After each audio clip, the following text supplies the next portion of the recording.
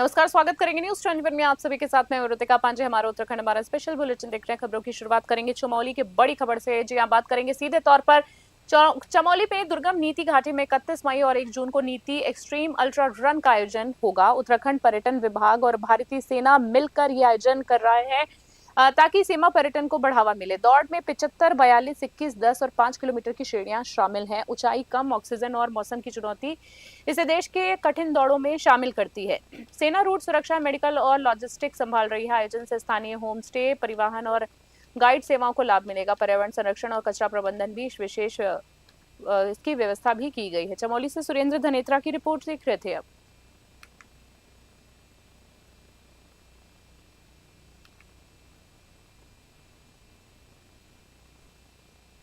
परिस्थितियां थी, नहीं हो पाई। ये लॉट फिर अगले साल आई 24-25 में। तो 24-25 में जो है इनका टेंडर इन्हीं के नाम का था। और इसके अलावा इनकी एक लॉट और थी 154 उस टाइम पे। तो पहले दो लॉट इनकी साथ में चल रही थी। तो हमने इनको बोला कि दोनों लॉटों में काम करो। तो इन्होंने बोला पहले मैं अपनी एक फाइनल करूंगा, फिर दूसरी वाली काटूंगा। तो पहले 154 में हुआ, उसके लिए हमने 3 नोटिस लिखे थे। उसके बाद जाके लॉट फाइनल हुई। फिर हमने 24 वाली में हमने काम उससे पहले ही लगा दिया था, क्योंकि इन्होंने कहा मेरी वो भी शुरू करो। तो इसमें भी हमने 3 नोटिस इनके लिखे थे और तीनों नोटिस हमारे ऑफिस में हैं। फिर उसके बाद जो है कभी इस लॉट में ऐसा था, क्योंकि लॉट आप देख रहे हैं सब गांव किनारे है। तो इस लॉट में क्या है, कभी भी जैसे पेड़ कटता है तो गांव वाले चोरी कर सकते हैं। तो हाथ कटाना और हाथ डुलान का इसमें है, ताकि चोरी ना हो और प्रकाश की बर्बादी ना हो, कोई चोरी चारी ना हो। 24-25 में ये लॉट मेरे नाम से टेंडर हुआ। आप लोग बनना शुरू करो। ये मेरे नाम से टेंडर हुआ था। टेंडर होने के बाद मैंने विभाग से कहा कि कटवाओ। आप लोगों को अभी इनने बयान दिया कि विभाग का काम है कटवाना। मैंने विभाग को कहा कटवाओ। नवंबर, दिसंबर, जनवरी, फरवरी, मार्च तक इनने कटवाया नहीं, बॉन्ड रजिस्टर में सिग्नेचर नहीं करे। इसके कहने पे करा, ये इनसे पूछो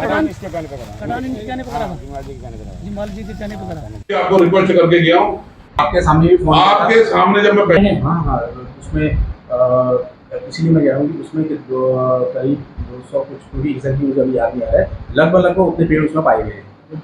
हाँ, लगभग उतने पेड़ पाए। और इनको बार वो हमसे कहते थे कि इनसे कॉन्टेक्ट किया गया, 1-2 बार ही उपस्थिति भी हुए, संभवतः 1-2 बार नहीं हो पाए। शायद ये नहीं हो पाए तो उन्होंने अगली खबर की बात कर लेते हैं। उधम सिंह नगर के खटीमा स्थित दक्षिण जौलासाल रेंज की लॉट संख्या 24 में पेड़ों की ढुलाई को लेकर विवाद सामने आया है। ठेकेदार ठाकुर सिंह ने वन निगम अधिकारियों पर लीवापोती का आरोप लगाया है। उनका कहना है कि 1210 पेड़ों में से 906 की ढुलाई पूरी हो चुकी थी, लेकिन बाकी 304 पेड़ और उसके लट्टे मौके से गायब मिले। शिकायत के बाद कार्रवाई नहीं होने का आरोप लगाया गया है। वन निगम अधिकारियों के बयान भी अलग अलग हैं। स्केलर अमन बिश ने नया टेंडर होने की बात कही है, जबकि प्रभागीय लॉन्गिंग प्रबंधक विशन लाल आर्य ने इससे इनकार किया है। खटीमा से अक्षोत सरकार की रिपोर्ट देख रहे हैं।